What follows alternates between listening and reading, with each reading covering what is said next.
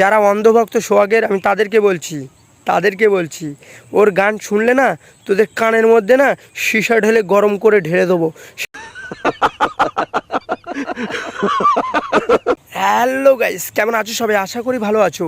আমার চ্যানেলে যারা আজকে নতুন তারা অবশ্যই প্লিজ চ্যানেলটা সাবস্ক্রাইব করে রেখো এবং আমার পাশে থেকে বেল আইকনটি অবশ্যই বাজাতে ভুলো না। প্রথম থাম্বনেলটাই দেখে বুঝতে পেরেছো বাংলাদেশের ছাগল মার্কা সিঙ্গার কে বলো তো? সোহাগ। বলেন কি? বাংলাদেশের ছাগল মার্কা সিঙ্গার সোহাগ, তার গান শুনে আমি মুগ্ধ হয়ে গেলাম। সত্যি ভাই, আমার তোর গান বুকে লেগে গেছে। আমি তোকে ভালোবেসে ফেলেছি। তোর সঙ্গে আমি দেখা করতে যাব, পাসপোর্ট করে দরকার হয় বাংলাদেশে। আমি ইন্ডিয়া থেকে বলছি, আমি রোস্টার, আমি কিপটা ছেলে। তুই তো বেয়াদব, বিরাট বেয়াদব।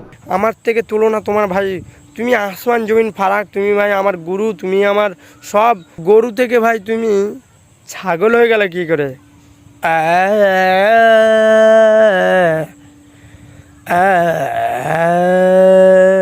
বাংলাদেশের শাটা ভাঙা সিঙ্গার সোহাগ।